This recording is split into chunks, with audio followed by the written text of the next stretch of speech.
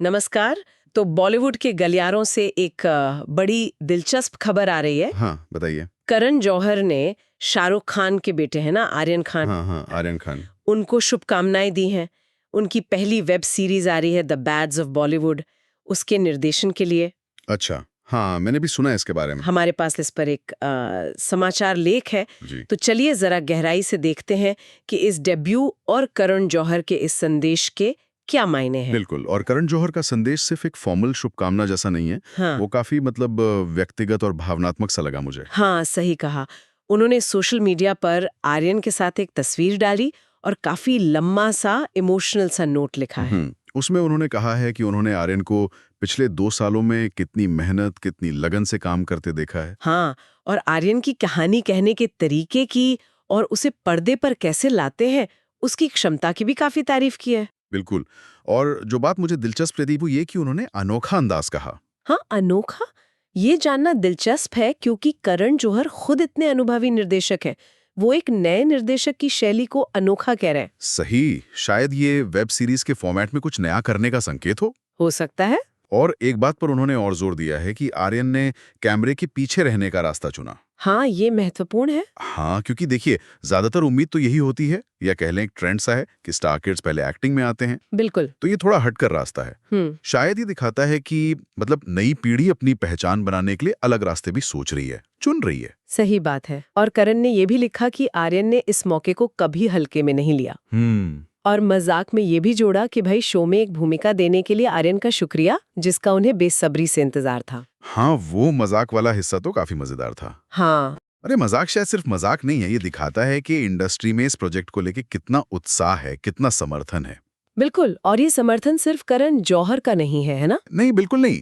ये सीरीज 18 सितंबर को नेटफ्लिक्स पर आ रही है और इसकी कास्ट लिस्ट अगर आप देखें। हाँ, कौन कौन है मुख्य भूमिकाओं में, जरा बताएंगे? देखिए, मुख्य भूमिकाओं में बॉबी देओल हैं, अच्छा। लक्ष्य हैं, सहर बम्बा, राघव जुयाल, अन्या सिंह, मनोज पहावा, मोना सिंह, मनीष चौधरी, विजयंत कोहली, गौतमी कपूर और रजत बेदी।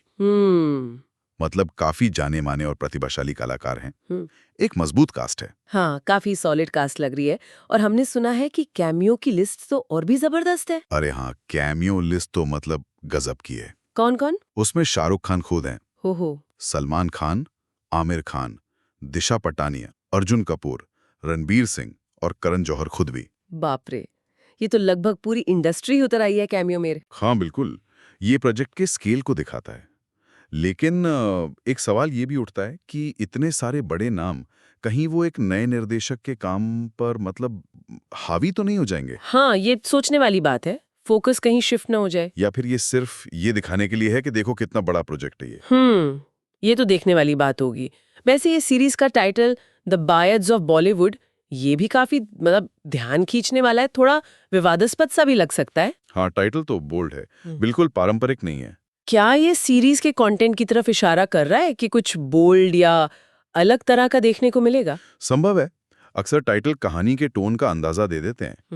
हो सकता है ये बॉलीवुड की अंदरूनी दुनिया पर कोई तीखा या क्या कहते हैं अनफिल्टर्ड नजरिया हो। और इसे आर्यन खान ने बिलाल सिद्दीकी और मानव चौहान के साथ मिलकर लिखा है। प्रोडक्शन रेड चिलीज एंटरटेनमेंट का है। तो क्वालिटी तो एक्सपेक्ट कर सकते हैं।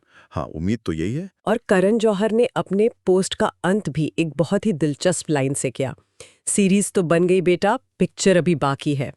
हाँ, वो लाइन वो काफी मायने रखती है। क्या मतलब निकाला जाए इसका? देखिए, एक तरफ तो ये आर्यन के लिए हौसला बढ़ाने वाली बात है, एक पड़ाव पार हुआ। लेकिन दूसरी तरफ ये उनके भविष्य के इरादों की ओर भी इशारा करती है कि भाई ये तो बस शुरुआत है। अच्छा, यानी आगे और भी बड़े प्लान्स, शायद फिल्म में डायरेक्ट करने का। हो सकता है।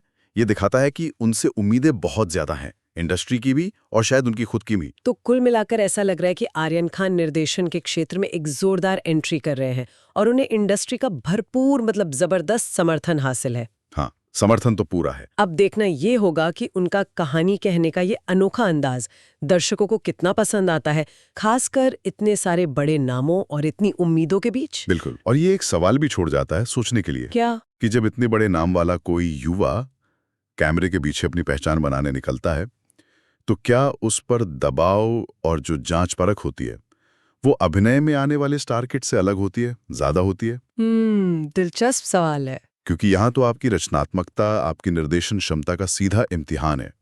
ये एक्टिंग से शायद एक अलग तरह की चुनौती है। इस पर सोचने के लिए काफ़ी कुछ है।